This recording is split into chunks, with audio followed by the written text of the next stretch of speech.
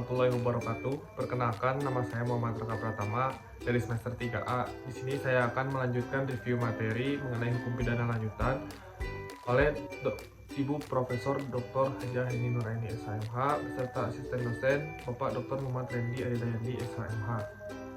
Selanjutnya bentuk keempat, penganjur atau whitelocking, yaitu orang yang menggerakkan orang lain untuk melakukan suatu tindak pidana dengan menggunakan sarana-sarana yang ditentukan oleh undang-undang.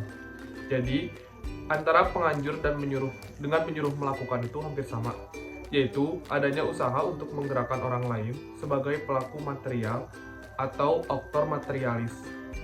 Perbedaannya adalah: 1. Dalam penganjuran, sarana yang digunakan diatur dalam pasal 55 ayat 1 sub kedua, yaitu diatur secara limitatif atau terbatas. 2. Dalam pembujukan, orang yang membujuk disebut aktor intelektualis, dan yang dibujuk atau digerakkan disebut aktor materialis. 3. Pelaku material atau aktor materialis dapat dimintai pertanggungjawaban secara hukum atau dipidana karena melakukan perbuatan dengan sengaja. Dalam menyuruh melakukan atau dunplehan. Pertama, sarana untuk menggerakkan tidak ditentukan atau tidak terbatas. 2.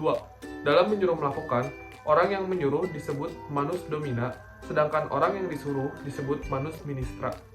3. Pembuat material atau manus ministra tidak dapat dipertanggungjawabkan secara hukum atau tidak dapat dipidanakan karena tidak punya kehendak.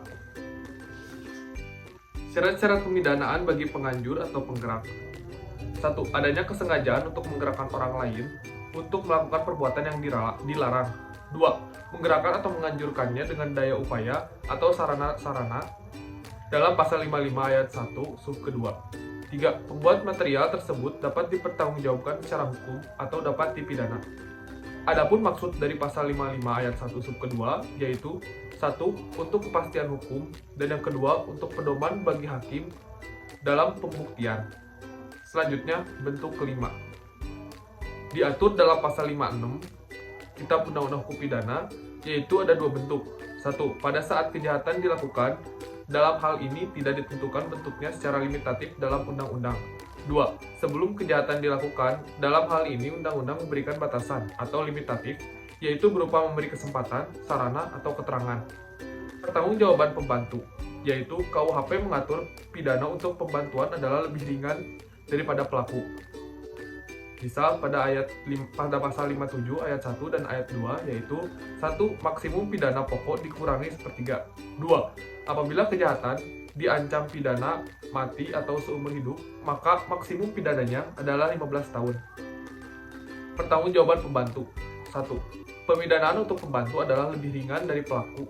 Dalam pasal 57 ayat 1 dan ayat 2 KUHP yaitu: A. Maksimum pidana pokok dikurangi sepertiga dalam kurung ayat 1. B. Apabila kejahatan diancam hukuman pidana mati atau penjara seumur hidup, maka maksimum pidana untuk pembantu adalah 15 tahun. Ayat 2. Adapun pengecualian terhadap prinsip di atas adalah pasal 333 ayat 4, yaitu merampas kemerdekaan orang untuk pembantu dipidana sama dengan pelaku. Pasal 231 ayat 3, yaitu penyimpanan barang pembantu dipidana sama dengan pelaku. 2. Pidana untuk pembantu sama dengan pelaku, pasal 57 ayat 3. Dalam pertanggungjawaban pembantu, KUHP menganut sistem tidak tergantung pada pertanggungjawaban pelaku, pasal 57 ayat 4. Dalam pertanggungjawaban pidana bagi pembantu hanya dihitung yang sengaja dipermudah atau diperlancar beserta akibat-akibatnya saja. Penyertaan dengan kealpaan atau culpos del nomi. TP yang disebabkan karena kealpaan pada prinsipnya tidak dapat dipidana karena tidak mempunyai unsur kesengajaan. Mungkin segitu review materi dari saya.